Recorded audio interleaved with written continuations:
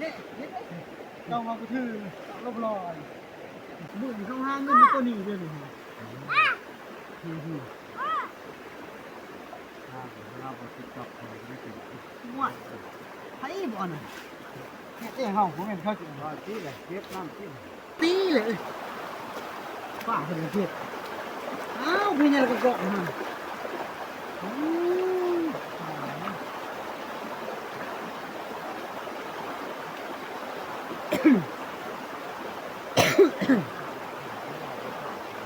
ฮะ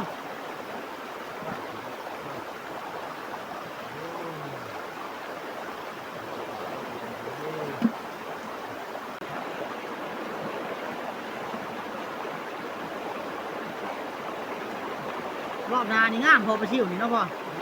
รอบนานี่งามไปชิวเนาะงามบ่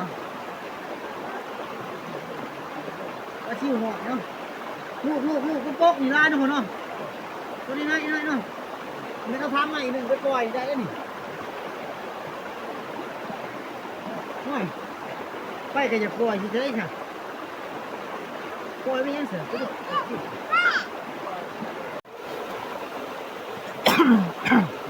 ลงที่ไหนบุกบ้านบ้านให้บ้านจะเมื่อปีเฮ้ยบุกบ้าน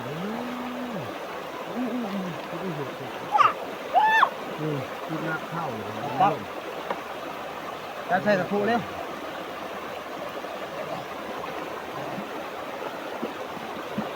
จับหลังซื้อบักกี้โอ้โหโอ้ยว่าสิไปทางนั้นว่าไม่สิเอายาเก็บป่านี่เขาบ้านด้วย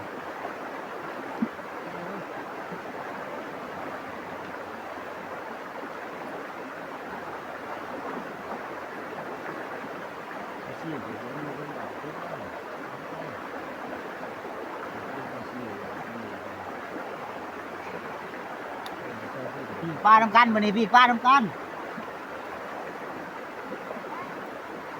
ลุกมาอย่างนี้เลย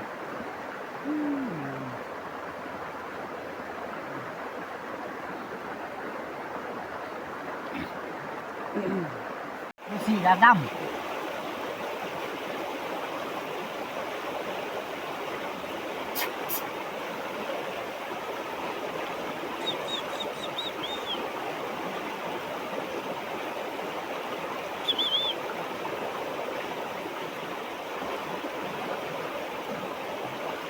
เข้าลายผู้ดอกนี่เข้าอยู่ในป่าอยู่ดอกโอ้ยมาเดินเลยลูกมา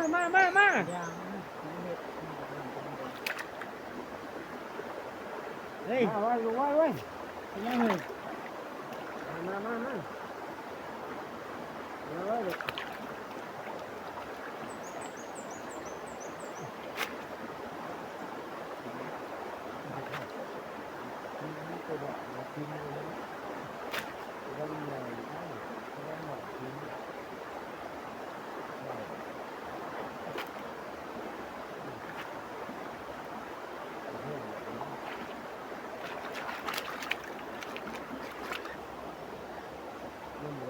สมหม้อ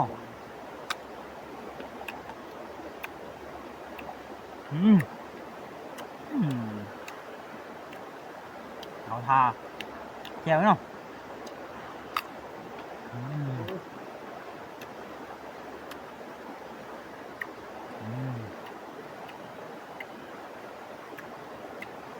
เยอะเลยสั่ง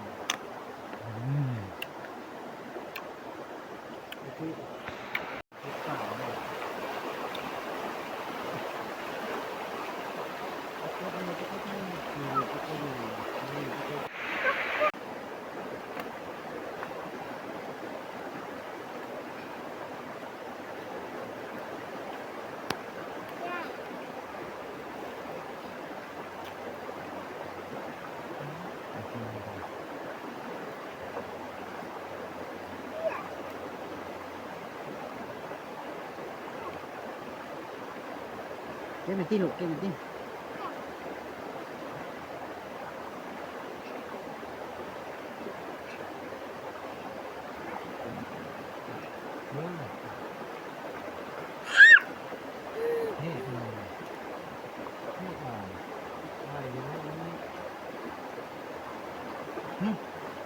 กินเยอะเลยมึงเขาท่าลูกอันมือตีเลยเอาใหม่ติดขนมข้อนี้นี่จับมันเอาไปเลยเอาไปนี่เอาไล่คุบเร็วคุบเอาตีนดีครับตีนดีครับอันนี้ดีอ่ะเรียกว่านี่โหดเนาะตัวเนาะเก่งเนาะ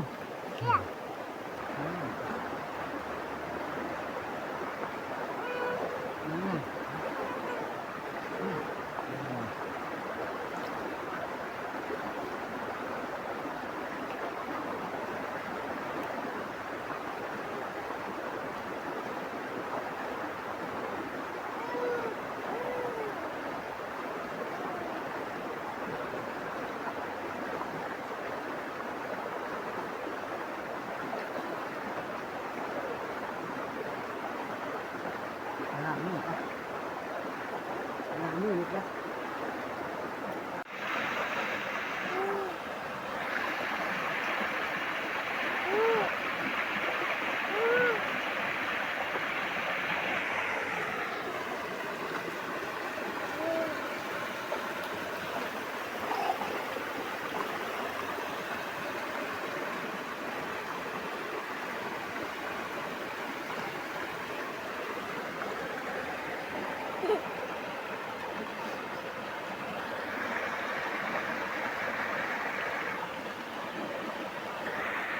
ขีดหนาวกันไหมพี่น้องได้เติมอยู่ไปพอกันคนมันปีไป